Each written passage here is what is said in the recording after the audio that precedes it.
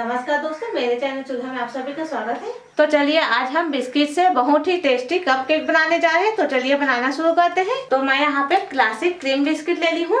यहाँ पे मैं 3 पैकेट क्लासिक क्रीम बिस्किट का इस्तेमाल कर रही हूँ। इस कपकेक को बनाने के लिए आप कोई भी क्रीम बिस्किट या बिना क्रीम बिस्किट का भी आप कपकेक तैयार कर सकते हैं। तो चलिए सबसे पहले इस क्रीम बिस्किट को फाड़ेंगे इस तरीके से। अब हम यहाँ पे मिक्सी का जार लेंगे और इस मिक्सी के जार में सारे क्रीम बिस्किट को डालने के बाद अब हम यहाँ पे 3 छोटे चम्मच चीनी डालेंगे और चीनी डालने के बाद अब हम इसे बिल्कुल चिकना पाउडर बना के रेडी करेंगे। और अब हमने बिस्किट को पीसकर बिल्कुल इस तरीके का पाउडर तैयार कर लिया है। चलिए अब हम इसे एक बाउल में डालेंगे। तो इस तरीके का एक बाउल ले लेना है और इस बाउल में इसे पिसे हुए बिस्किट को डाल लेना है। इस बिस्किट के पाउडर को बाउल में डालने के बाद अब हम यहाँ पे दूध लेंगे। दूध गर्म कर लेना है और गर्म करने के बाद रूम टेम्परेचर में आने तक ठंडा कर लेना है।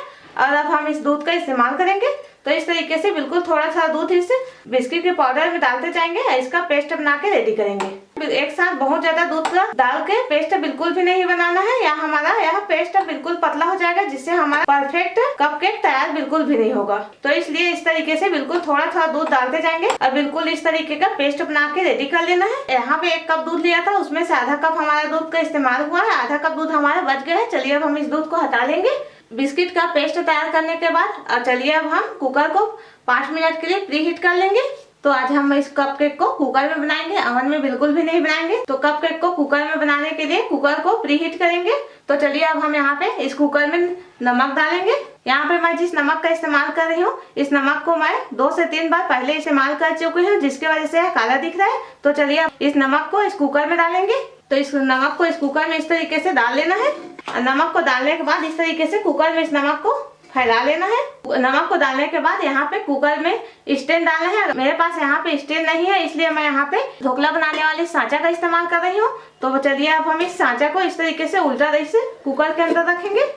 इस तरीके से उल्टा रखने के बाद अब हम इस कुकर को इस तरीके से ढक्कन बंद कर देंगे। और ढक्कन बंद करने के बाद कपकेक को बनाने के लिए हम सीटी का इस्तेमाल नहीं करेंगे। कुकर की सीटी को निकालने के बाद 5 मिनट के लिए मीडियम फ्लेम में इस कुकर को प्री हीट कर लेना है। तो चलिए अब हम इस कुकर को प्री हीट कर लेंगे। अब हमने कुकर को भी प्री हीट करने के लिए रख दिया है। चलिए अब हम इस पेस्ट में बाकी की सामग्री डालेंगे। तो यहाँ पे किशमिश डालेंगे।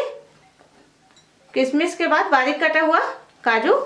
आप इस कपकेक को बनाने के लिए कोई भी ड्राई फ्रूट का इस्तेमाल कर सकते हैं, या फिर आप बिना ड्राई फ्रूट के भी इस केक को तैयार कर सकते हैं।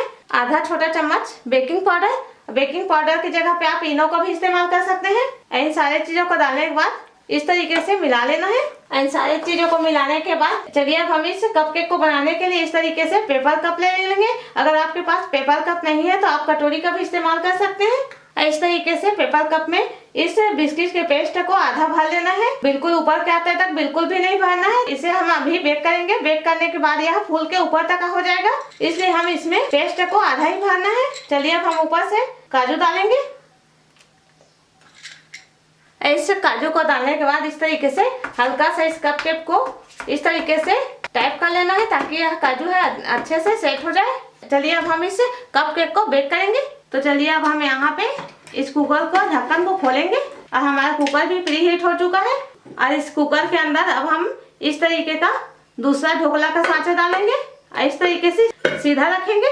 और सीधा रखने के बाद अब हम इस कपकेक को बेक करने के लिए डालेंगे।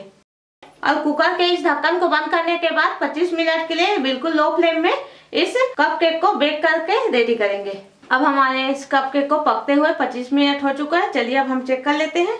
तो इस तरीके से कुकर के ढक्कन को हटाएंगे।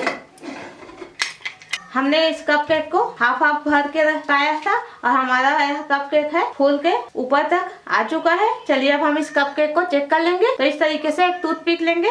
इस टूथपिक को इस कपकेक में इस तरीके से डाल के चेक करेंगे। और आप देख सकते हैं हमारा यह टूथपिक है बिल्कुल क्लीन आया है। इसका मतलब है हमारा कपकेक पूरी तरीके से पक चुका है। तो चलिए अब हम इस कपकेक को निकाल लेते हैं। और अब हमारा बहुत ही टेस्टी कपकेक पूरी तरीके से बन के रेडी हो चुका है। अगर आपको मेरा वीडियो पसंद आए तो चैनल को सब्सक्राइब और वीडियो को लाइक और शेयर करना बिल्कुल भी ना भूलें और कमेंट करके जरूर बताएं।